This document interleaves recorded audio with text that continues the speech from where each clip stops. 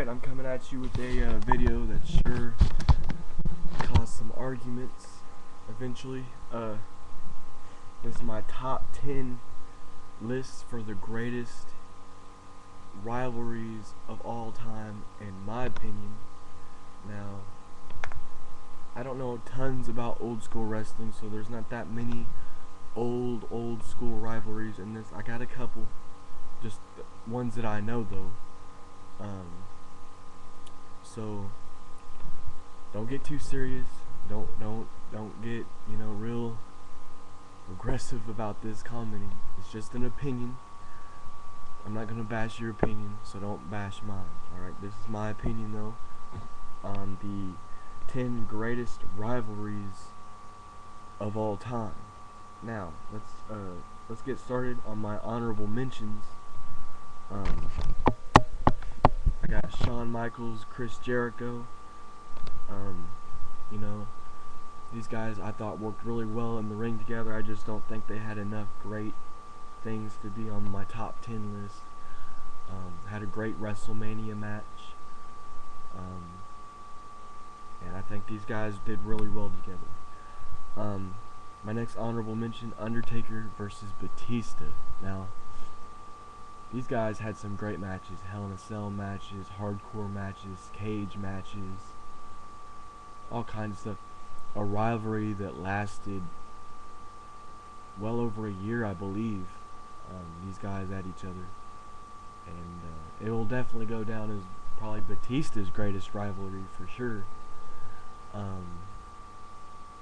It was definitely a good matchup.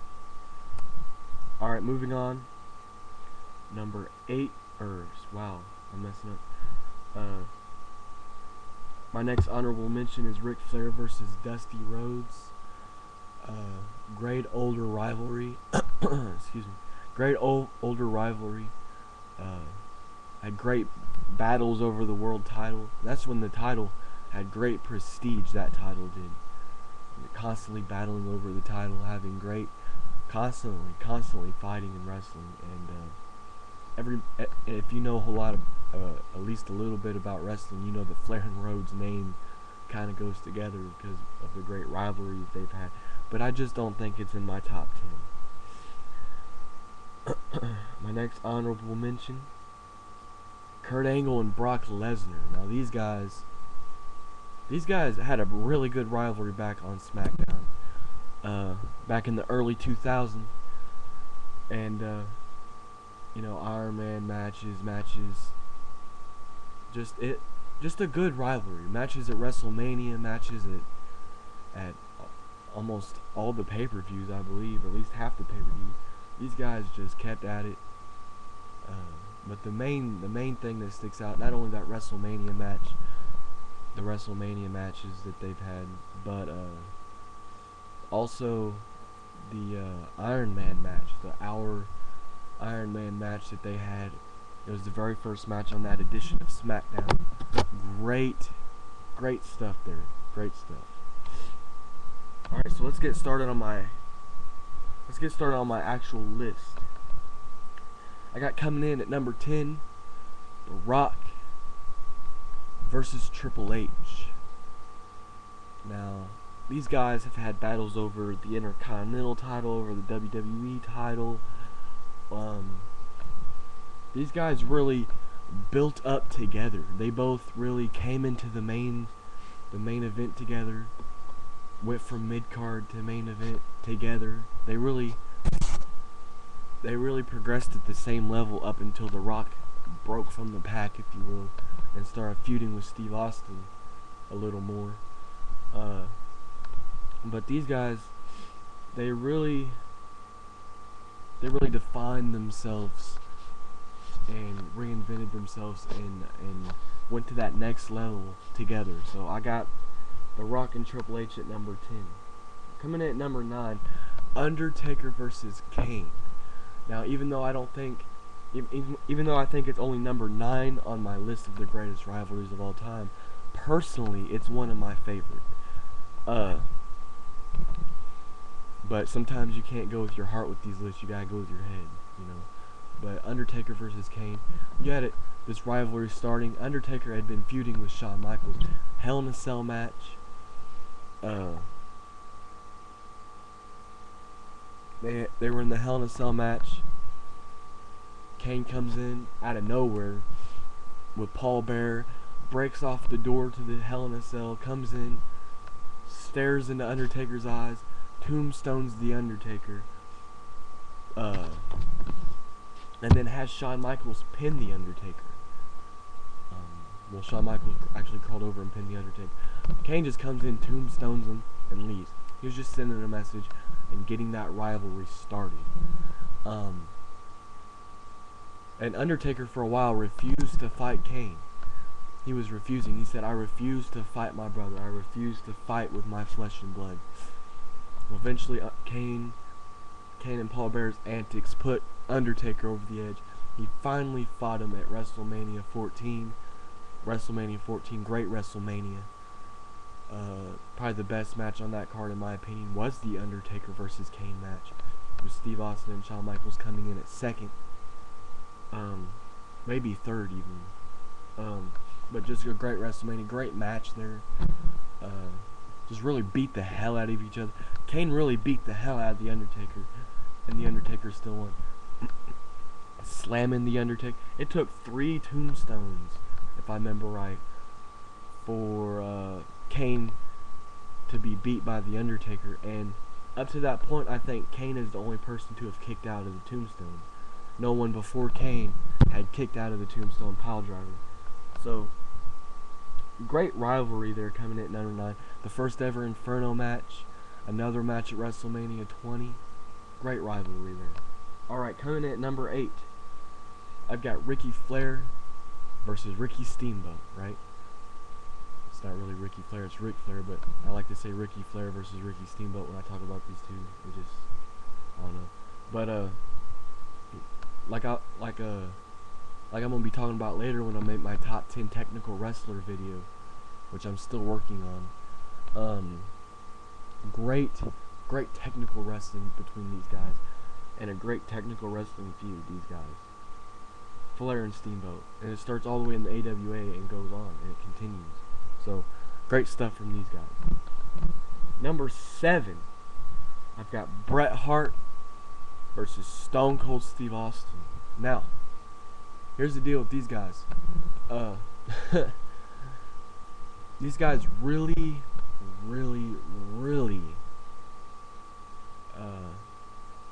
had a very intense rivalry. But I can't really rank this higher. A lot of people are going to say, "Oh, I should rank this higher." I can't rank this higher because if I remember right, I might be wrong. Correct me if I'm wrong. But Bret Hart won almost every single one of these matches.